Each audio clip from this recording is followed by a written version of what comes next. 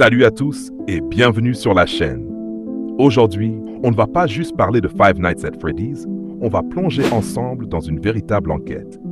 Comment un jeu indépendant, créé presque par accident, est-il devenu une légende mondiale de l'horreur, une icône culturelle qui dépasse le simple cadre du gaming?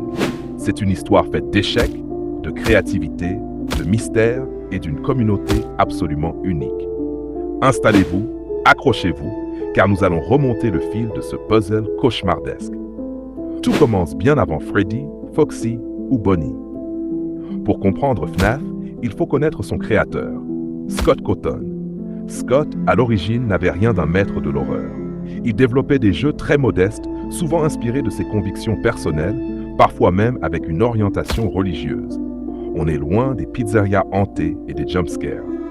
Il sort plusieurs petits projets comme There is no pause button ou Sit and Survive, des expériences simples, sans ambition particulière, qui ne laissaient pas présager le choc à venir. Puis en 2013, Scott développe un jeu appelé Chipper & Sons Lumber Co. Il s'agit d'un jeu familial, mignon en apparence, avec des animaux en 3D. Mais le public réagit très mal. Les critiques sont brutales. On se moque de ces personnages, décrits comme malaisants, glauques, effrayants, alors que ce n'était pas du tout son intention. Pour beaucoup, ce genre de critique aurait signifié la fin d'une carrière. Mais Scott, lui, a eu une illumination. Si ces personnages faisaient peur malgré lui, pourquoi ne pas embrasser totalement cette idée? Pourquoi ne pas créer un jeu qui assume cette dimension horrifique? C'est ainsi, à partir d'un échec cuisant, que germe l'idée de Five Nights at Freddy's. Août 2014. Le premier Five Nights at Freddy's sort sur PC, conçu en solo avec des moyens extrêmement limités. Le concept est simple mais redoutablement efficace. Vous êtes gardien de nuit dans une pizzeria familiale et pour survivre, vous devez surveiller des caméras de sécurité et empêcher les animatroniques de vous atteindre. Pas de déplacement libre, pas d'armes, seulement des portes, une lampe et une batterie qui s'épuisent. L'horreur repose sur l'attente, la tension et ces fameux jumpscares devenus légendaires. Et c'est là qu'Internet entre en jeu. Sans grosse campagne marketing, le titre aurait pu passer inaperçu. Mais des youtubeurs comme Markiplier ou PewDiePie s'emparent du jeu. Leurs cris, leurs réactions paniquées face à Bonnie ou Foxy deviennent virales. Markiplier en particulier sera surnommé le roi de FNAF. Les vidéos atteignent des dizaines, puis des centaines de millions de vues. En quelques semaines, FNAF passe de projet inconnu à phénomène planétaire. C'est l'exemple parfait de la puissance des communautés en ligne. Sans elles, FNAF ne serait probablement jamais devenu ce qu'il est aujourd'hui. Pendant plusieurs années, Scott enchaîne les suites, chacune apportant de nouvelles mécaniques. FNAF 2 introduit le masque et la boîte à musique à remonter pour éviter que la marionnette ne s'échappe. FNAF 3 ajoute les systèmes de ventilation et un ton plus psychologique. FNAF 4 plonge dans les cauchemars d'un enfant avec des animatroniques monstrueux et une ambiance domestique oppressante. Malgré la formule point and click, chaque épisode garde un charme unique et fait évoluer peu à peu le lore. Au bout d'un moment, il fallait que la franchise se renouvelle pour ne pas s'essouffler. Et c'est là qu'entre en scène Steelwood Studios. Leur première collaboration avec Scott, FNAF Help Wanted, en 2019, est une véritable révélation. Le jeu transpose l'univers en réalité virtuelle, offrant aux joueurs une immersion totale dans les bureaux, les couloirs et même dans des ateliers de réparation où l'on doit manipuler directement les animatroniques. L'expérience est si intense qu'elle redéfinit l'horreur vidéoludique. Puis vient Security Breach en 2021. Et là, c'est un changement radical. Pour la première fois, le joueur évolue librement en 3D, dans un gigantesque centre commercial, le Mega Pizzaplex. On ne reste plus coincé derrière un bureau. On explore, on résout des énigmes, on se cache de Monty, Roxy ou Chica. On rencontre Gregory et Glamrock Freddy, un duo inédit qui redonne un souffle nouveau à la saga. Cette transition montre que FNAF n'est pas condamné à répéter le même schéma, mais qu'il peut évoluer, s'adapter et séduire de nouvelles générations de joueurs. Mais si FNAF a tenu aussi longtemps, ce n'est pas seulement pour ses mécaniques. C'est surtout grâce à son lore. L'histoire n'est jamais racontée directement, elle est éparpillée en morceaux. Des mini-jeux rétro, des coupures de journaux, des enregistrements téléphoniques, des détails visuels qu'il faut remarquer.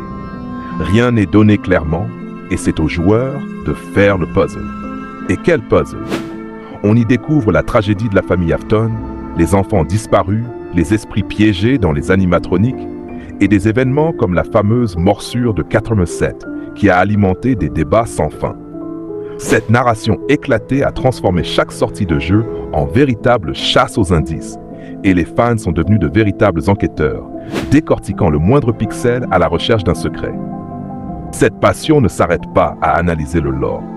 La communauté FNAF est sans doute l'une des plus créatives de toute l'histoire du jeu vidéo.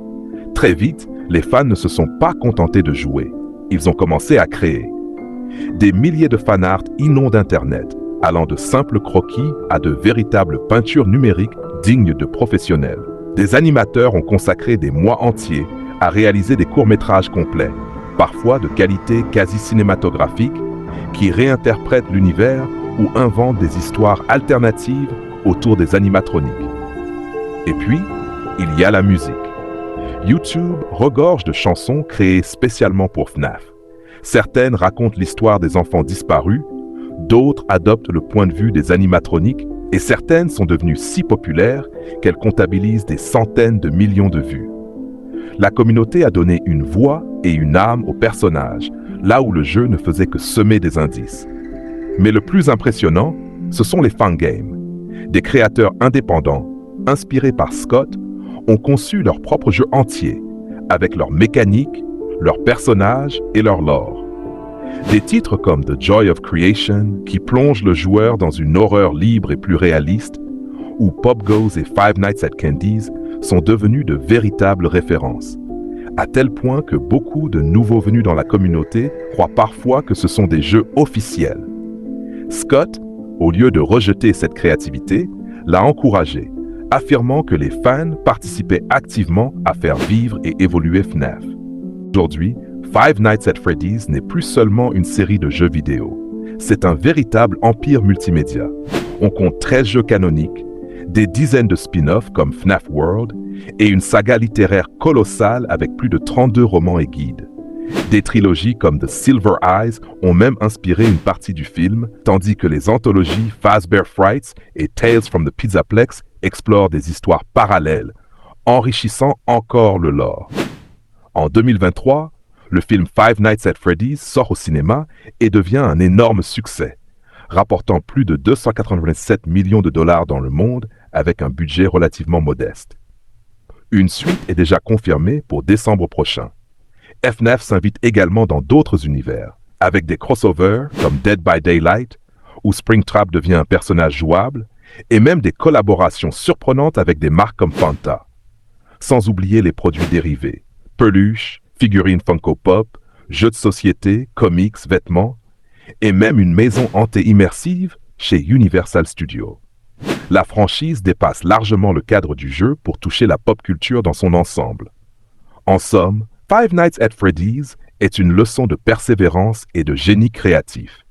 C'est l'histoire d'un homme qui a transformé ses échecs en un empire, d'une communauté qui a bâti un phénomène viral et d'un studio qui a su faire évoluer un concept simple en une saga complexe et immersive.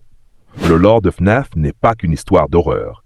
C'est un puzzle fascinant qui continue de captiver et de faire frissonner des millions de personnes à travers le monde. Alors, quel est votre animatronique préféré? Quelle est votre théorie la plus folle sur le lore de FNAF? Dites-moi tout en commentaire. Et n'oubliez pas de liker, de vous abonner et de cliquer sur la cloche pour ne manquer aucune de nos prochaines enquêtes. Car chez Freddy, la nuit ne fait que commencer.